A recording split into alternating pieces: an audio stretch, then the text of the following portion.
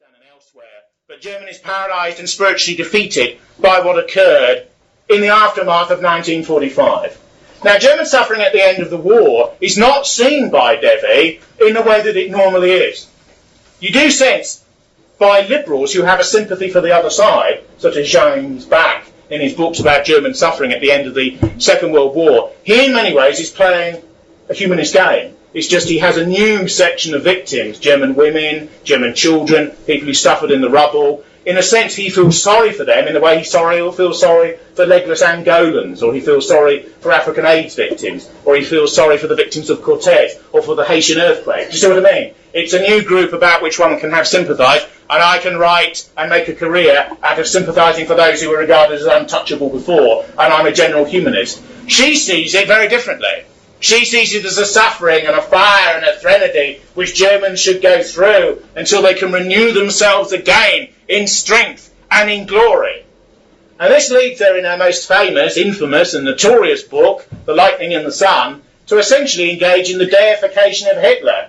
A truly extraordinary situation if you consider the mass narrative of the post-war world in the 20th century. She basically inverts the semiotext. She inverts the narrative of the 20th century. The greatest villain, the greatest evildoer, the greatest hate-monger, the greatest monster. And she turns him into an avatar of the god Vishnu and says he's divine and he's beyond human. Because in the Hindu aristocratic and warrior tradition, there are men of impersonal violence, titans who walk the earth, who are beyond good and evil and are unrestrained, but whose cruelty and ardour is impersonal, non-material, for idealistic purposes, and is never done for human gain, or for their own gain, or that of their families and tribes, except in the most indirect of ways. So you sense the extremity of her passion in this way. In some ways, she's synthesising religious ideas together that were quite new in certain respects, and are rooted in her view of nature. What's the difference between paganism and Christianity? Is it the worship of polytheistic gods? Many pagans actually believe there's one source, and the gods and goddesses are metaphors. Pagans believe everything that exists is divine, in all of the systems. This means that destruction is divine, as well as creation. It also believes that femininity is divine, and therefore there's no problem with the masculine and feminine polarity in all things. There are priestesses in these religions, there are goddesses in these religions, because they're half of what it is to be mortal. All humans die, go back into eternity, go back into nature, come again. Everything comes again. If we're evolving, it's very slow. And on the whole, evolution is the advance of a tiny proportion ahead of the others, who can barely keep up. Now, ethically, most pagan systems are very different. Paganism tends to believe in retributive violence. It tends to believe that if you push me, I'll push you back. It tends to believe even in violence and aggression as the forethought before being attacked oneself. It tends to have an honour-based system, whereby morality is perceived hierarchically.